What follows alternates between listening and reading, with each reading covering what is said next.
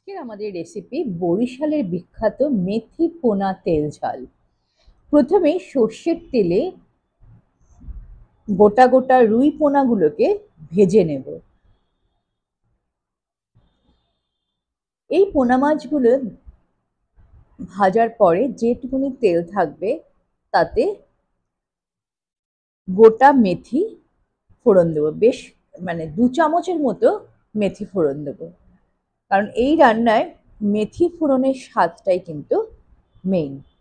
যারা বরিশালে খাবার পছন্দ করেন বা বরিশালের লোক, তারা এই রান্নাটা সম্পর্কে আরো ভালো জানবেন। আমি এটা ঠাকুমাকে দেখে শিখেছিলাম।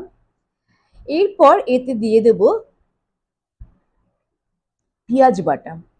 পেঁয়াজ বাটা দিয়ে একদম লো সিমে এটাকে কষাতে থাকবো। এটা কষতে থাকার মধ্যে আমি টমেটো, লঙ্কা, ধনেপাতা দিয়ে একটা পেস্ট বানিয়ে নেব। আরেকটি পেস্ট মিক্সচার বানাবো। দইয়ে 2 চামচ দই নেব, তার মধ্যে হলুদ গুঁড়ো, জিরে গুঁড়ো, ধনিয়া গুঁড়ো ও লাল লঙ্কার গুঁড়ো দিয়ে আমি একটা মিক্সচার তৈরি করে নেব। যারা আমার চ্যানেলটিকে সাবস্ক্রাইব করেছেন তাদেরকে তো অসংখ্য ধন্যবাদ জানাচ্ছি, আর যারা এখনো করেননি প্লিজ সাবস্ক্রাইব করে পাশে থাকবেন। ভিডিওতে কমেন্ট করতে ভুলবেন না এবং প্রচুর প্রচুর পরিমাণে শেয়ার করবেন। এই রান্নাটি বর্তমান দিনে হারিয়ে যাওয়া একটি রান্না। চেষ্টা করে দেখবেন, বাড়িতে একবার বানিয়ে খেতে কেমন লাগলো জানাতে ভুলবেন না। আমি দিয়ে দিচ্ছি এখানে 2 চামচের মতো জিঞ্জার গার্লিক পেস্ট এবং নুন, আর তার সাথে দিয়ে দেব টমেটো আর লঙ্কা দিয়ে যে পেস্টটা তৈরি করেছিলাম ধনেপাতা দিয়ে, সেই পেস্টটা দিয়ে দিচ্ছি। দিয়ে এটা কিন্তু রান্নাটা সম্পূর্ণ মিডিয়াম হিটেই হবে, আর এবং ঝোল যেহেতু থাকবে না, সেহেতু মশলা কষানোর সময় খুব সাবধানে কষাতে হবে এবং খুব সামান্য পরিমাণে গরম জল ইউজ করতে হবে।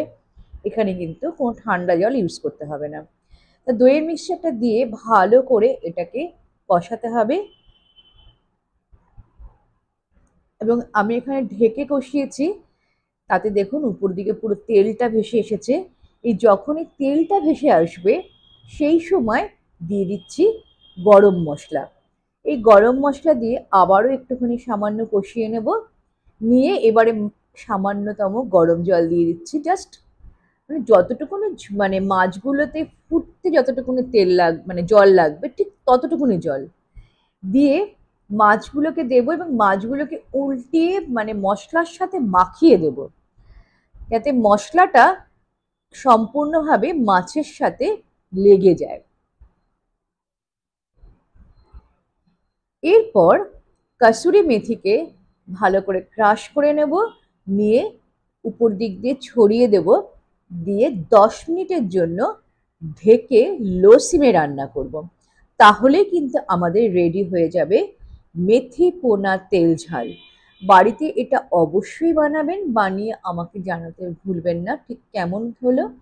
এইরকমই হারিয়ে যাওয়া বহু রেসিপি নিয়ে চলে আসবো আপনাদের সামনে। আসছি নতুন নতুন রেসিপি নিয়ে। ততক্ষণ ভালো থাকুন, সুস্থ থাকুন ও আনন্দে থাকুন। দুপুরবেলা গরম ভাতের সঙ্গে সত্যি জাস্ট জমে যায়, আর কিছু লাগে না এর সাথে। তাহলে আজকে বিদায় নিচ্ছি। All the best.